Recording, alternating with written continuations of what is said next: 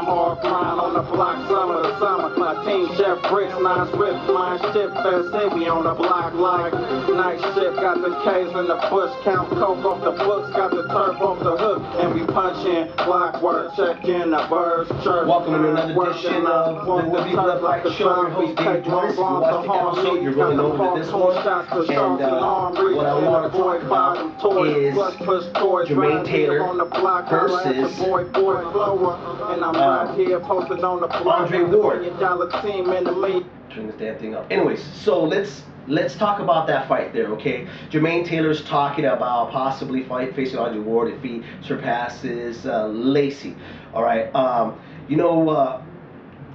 Of course, for Jermaine Taylor, is that a good fight for him? Of course it is. You know, he fights another Olympian and could possibly destroy him and get him out of the way and really getting him out of the mouths of hardcore fans, okay? So that is an excellent choice for Jermaine Taylor.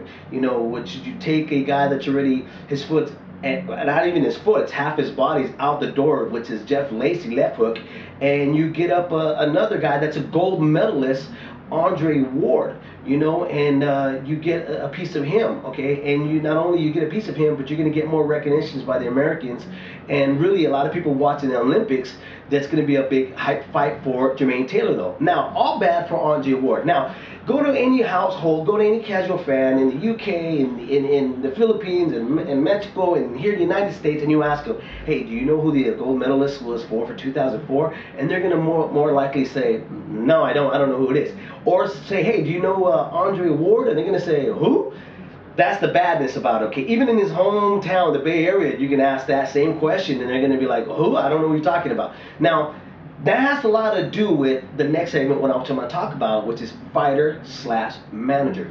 Is it a good combination? Is it a good mixture? Should trainers really decide to be managers too, just because they know the boxing in and outs of the basics of how to train a fighter, but do they know the basics of business?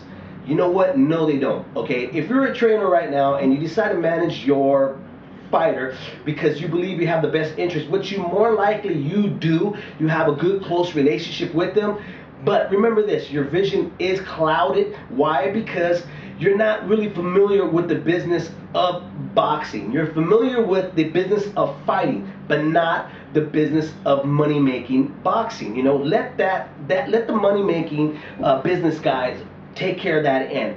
Yeah, are they heartless businessmen? Of course, but what businessman isn't? That's part of being in business, okay? What you do is the best way for a trainer to help their fighter is have them prepared. Okay, you give them an A, B, C plan in their fight to prepare them so they can have greatness in their career, or they can walk away with all their sense in their head. But trying to balance out two things, it's kind of impossible. Really, I can't think of anybody right now on top of my head who I can say, and don't say Emmanuel Stewart because he's a lousy trainer. He's probably a better manager than he is a trainer. I don't even know if I can't even put him in the same category as a good trainer, you know? A good manager. A good manager is like Shelly Finkel, okay?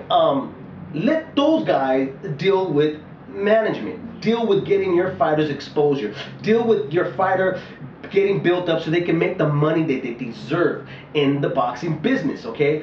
I'll give you a couple names off the top of my head right now that are managers and trainers, and really they're more better trainers than they are managers. Sugar Shane Mosley's dad, Jack Mosley, you know what, did a terrible job with his son in the beginning, made some really bad decisions on money fights, where Mosley now is getting more recognition as a fighter and a household name fighter than he was when he was in his prime as a pound for pound elite. You know, now everybody's getting a view of him when he's now like 2 notches down to what he used to be. Another great trainer, I think one of the greatest trainers right now, and he's out of Mexico, Nacho Bernstein. You know what? The guy's phenomenal. He's got more champions than you can count on your fingers, okay? The guy's great. He's had Conchita Gonzalez, Finito, Ricardo Lopez. He's got the Marquez brothers, and on and on. The guy's phenomenal. But when it comes to being a manager, he sucks. He's no good at it. You know, the Marquez should have been way ahead as more of a Mexico's icons than anybody else. I mean, he should be along the side of Erik Morales and Barrera. And fortunately, they're picking up the slack now that their two compadres have left the boxing scenery for this time being right now. Morales talking about maybe to come back in 2009. Different show. But anyways, it's back where if you're a trainer, stick to what you know best. Let the managers do their job. Yes, you want to oversee your trainer's career and stuff, but the best way to oversee your fighters' careers is by training them properly, okay? Making sure their conditioning is right, making sure they're using their jab, making sure they get out of the corners, making sure that they have a good mouthpiece and they're not spinning it out, making sure all these things that involve with your fighter winning is intact. Don't deal with the business. You want to help them out? I've already said how to help them out also, but if you want to help them out in their best interest because there's a loved one, then what you do is you sit down with them and say, listen, I'm not going to be your trainer. I'm going to be your full-time manager, okay? And then you learn the hard way, you know, which is you fall on your face, which a lot of these trainers and managers have done so far. Andre Ward has a great relationship with Virgil Hunt, who's his trainer, but Hunt, I think he's a better trainer out of King's Gym than he is a better manager, okay? Really, Ward should be facing off maybe the winner of Sergio Moro Forrest, where it's a less, I'm not gonna say not a big threat, but at least it's a build-up, okay? It gets his face and his name back into the community of boxing and the community of the world, okay?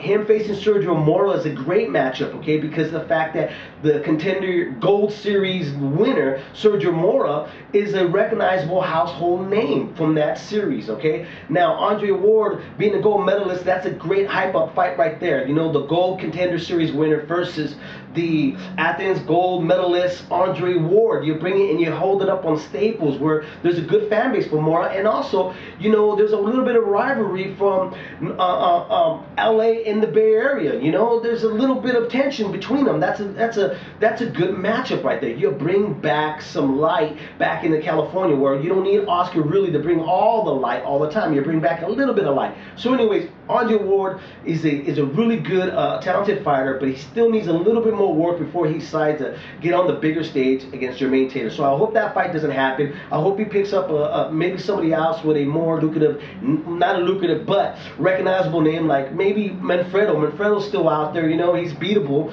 he's slow, and he can look good against him, and also gets you a chance for viewers that are just getting into boxing because of the Olympics, right?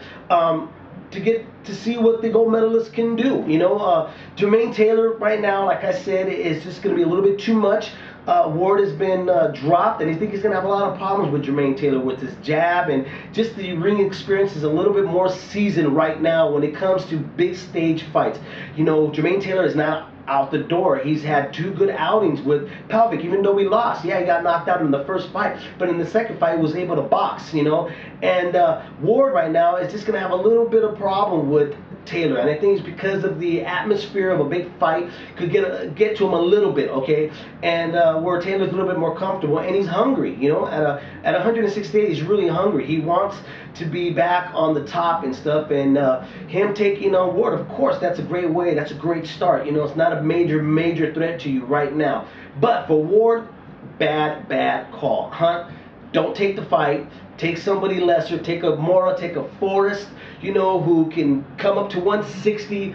Take a Manfredo. Take an Anthony Basante. Anthony Basante is great if you want to put him in front. The guy, you know, he'll even make you look good if you drop him. He'll play dead for you. He'll roll over. He'll do whatever. But don't take the Taylor fight. Anyways, thanks for tuning in to another show of There Will Be Blood Fight Show. And I'm your host, Dave Duenas. And if you're commenting or you're watching, subscribe to the show, man. Please. Thank you.